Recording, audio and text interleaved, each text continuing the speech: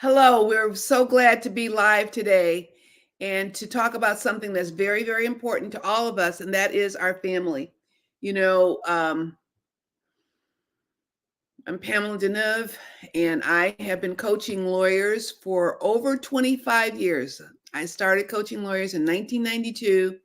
I was in California at the time, and at that was the time there weren't many coaches at all. So now we are in a new era where there are hundreds and hundreds and hundreds of coaches. But when I started, there weren't that many. And I'm still here in the game. And I am here to help us to stay on track. And we have this 15-minute LinkedIn Live. And sometimes I have guests, and sometimes I just have a topic. And today we're going to talk about why successful lawyers put their families first. The As we get older, our values change. When we're really young, our career can be most important. And I come, as a boomer, the boomer we were taught, because this was after World War II, that work and building success was the most important thing we could do.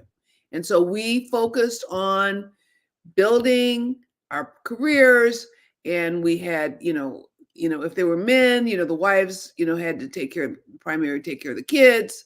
And even if they did work, they still were the primary ones that was supposed to take care of the kids. But that's not the same today. So why do we want to talk about family? Because, coaching lawyers over the years, I have found that when attorneys have conflicts and friction and unhappiness at home, it definitely affects their ability to be productive, their ability to be consistent, their ability to keep moving their careers up the ladder. So, it's easy, especially when you have a lot of billable hours and you have all these things that are a requirement, to say, oh, well, my family, I'd put my family back on the back shelf because I'd put my career to the forefront. It never works out that way. It never works out that way, that you can put your family over here to the side and focus on your business while your family's over there falling apart. And then now you have this shambles of relationships that you have to deal with.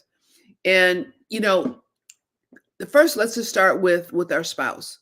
So if our spouse is not, if we don't put our spouse important, they're like our partner. I mean, you know, romance and all that is important, very important. But when you get down to it, marriage tends to become a business.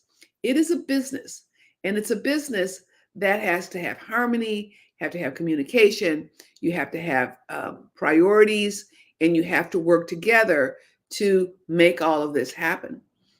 So if you don't have like a date night, when I have clients, I say, okay, first thing we need to do is we need to have a date night. You need to keep that relationship alive. You need to keep the romance alive.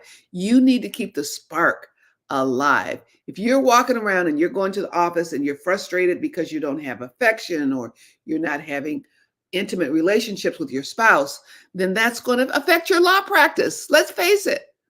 If you're walking around feeling frustrated because you're not getting affection or whatever you need at home, then you're going to take it out on people when you come to the office, or you're not going to be able to focus. So it's not like something that you should put to the side. It's like something that's important. Romance and keeping my husband or my wife happy is a top priority, because when I have that as a priority, then my family goes well, then my life goes well, and everything works out, because you're starting from the top down. Because you want to have, as an attorney, you want to have a firm foundation. You want to have your feet on a firm foundation, and having that as your family as a priority then makes you have a firm foundation. So having those date nights, and sometimes, like, like, what do we do? I mean, you don't even have to, if spend a lot of money if you don't want to. You could, like, go for a walk or go to the gym together, or you could go out to dinner. You could go to a movie. You might go to a play, or you might go to see a musical event. I mean, there's all kinds of things, concerts. There are all kinds of things that you could do. It takes a little time, it takes a little thought, it takes a little energy, But having those date nights, what is more important than that? Because you don't want to come home to a divided and divisive home, because then it's going to affect how you sleep, where you're going to eat, how healthy you are. And then you kind of drag through the day. You come home, throw some drinks down to endure the contentious atmosphere at home, and then go to bed, and then you have insomnia, then you go to work. Who needs that? And so it just takes a little time and energy towards your relationship to make sure that you have that in place. The other thing is with your children, a lot of times, especially among the boomers, they don't even know their kids because they're so busy. They get home, the kids are asleep or whatever. And then by the time the kids are larger, the kids are in their devices, they're in the devices. You can go in the house and everybody's on a device. Everybody's on a device. Nobody talks, nobody knows each other, and nobody cares about each other. And don't interrupt my device time, because that is much more important than you, a family member who's sitting next to me on the other side of the room. How ridiculous is that? So a lot of times families might have device-free time. Let's have family time. We used to, at the dinner table, this very simple thing. We'd sit at the dinner table, no devices, no TV on, just us at the table. And each person would share one good thing that happened in the day and one bad thing that happened. And they wouldn't say bad. It's just like, this is what I liked today. This is what was difficult for me today. So we're showing interest, and everybody go around the table, and you at least get to that connection to start the conversation. If you can't just have a meal together where you all are able to talk and enjoy each other's company, and it might not be easy at first. You've been like so long that you've been like everybody on their device, or everybody's eating, taking their plate, going here, and their plate going there. If you don't have these foundations, then what legacy are you building? So then, your kids get grown. The kids don't have anything to do with you. They don't know who you are. Then you have grandkids, and the grandkids don't know who you are. And therefore, you don't have that family legacy.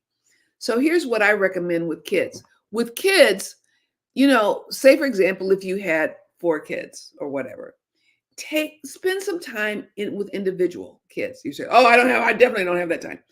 Or take a couple. I don't know. It depends on the kids you have. But if you say, for example, if you have 2 kids, out of the month, there are 168 hours each week. So there's plenty of time that you could spend an hour with each of your kids individually. So say, for example, you have an 8-year-old, and you say, okay, every month, say this name is John. John, he's 8 years old. Tomorrow, mom's going to take you we're going to go for a yogurt, and we're going to, just have this yogurt together. Do you know how important that is to the 8-year-old? Well, maybe at first they're not used to, but then they're like, wow, I'm important. Even if it's an hour, like we're going to get the yogurt. We're going to go to a walk. We're going to go to the store to get this for you. We're going to, whatever, something where you have that one-on-one with that child, each of your children. So now you don't have like the kids. There's the kids, these strangers that you don't know. You're building memories for you and for the child, just taking a little time out of your day. So how does that affect your law practice? You're saying, well, I've got, my billable hours and I have all this. But if you think about it, this nourishes us. We're not just machines. We're humans. We have hearts. We have feelings. So when we nourish ourselves, it's like watering the roots of a tree. It's like drinking water. I mean, we're, mostly water, 90% water or whatever. We're mostly water. So we water our roots, nourishing our kids, nourishing ourselves helps to build your self-esteem, helps you build your enthusiasm. You're really in touch with why you're doing all these things. Sometimes when you have so much unhappiness at home, you're at the office like, what the heck am I doing all this for anyway? Nobody cares. Nobody appreciates me. I'm just the paying the bills. No one speaks to me when I get home. And that happens. But you can blame everybody else, but look at yourself. What have you done?